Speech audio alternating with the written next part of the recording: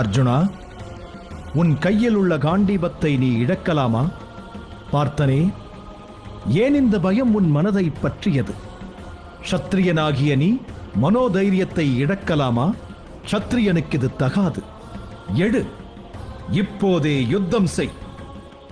அரசே, தாங்கள் நினைத்தது நடக்காது போலிருக்கிறதே. ஏன், என்னவாயிற்று?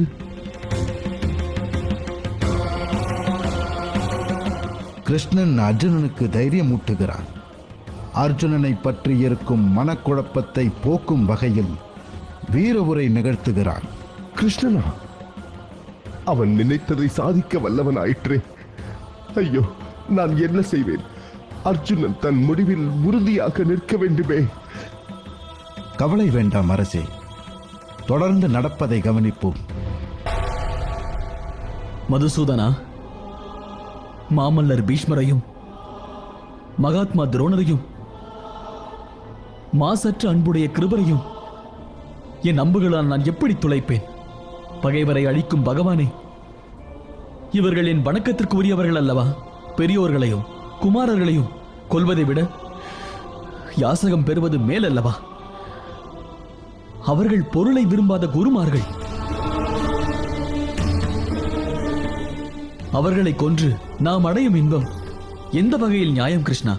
அகுதன்றியும் ஒன்று நாம் அவர்களை வெல்லப் போகிறோம், அல்லது அவர்கள் நம்மை வெல்லப் போகிறார்கள். இவற்றில் எது மேன்மை? எவரை கொன்று நாம் வாழ விரும்ப மாட்டோமோ அவர்கள் அல்லவா என் எதிரே நிற்கிறார்கள். நான் சிறியவன், குறை மிகுந்தவன், தர்மம் எது என்பதை உணராதவன். என் அறிவு மங்குகிறது அச்சுதா. அதனால் உன்னிடம் கேட்கிறேன், அறம் எது? இந்த பெரியவர்களை கொல்வதா? உறுதியாக எனக்கு சொல். நான் உன் சீடன், நீயே சரணம் என்று வந்தவன். கட்டளையிடு. நாடுகளிலே சிறந்த நாடு, செல்வத்தில் சிறந்த செல்வம், அல்லது வானத்தின் ஆட்சியை வசமாக பெற்றாலும் புலன்களில் பாய்ந்து செல்லும் இந்த துயரம் என்னை விட்டு நீங்காது. என்னால் யுத்தம் செய்ய இயலாது. என்னால் யுத்தம் செய்ய இயலாது கிருஷ்ணா.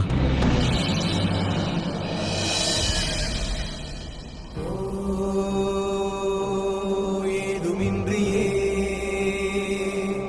தொடங்குகின்றதே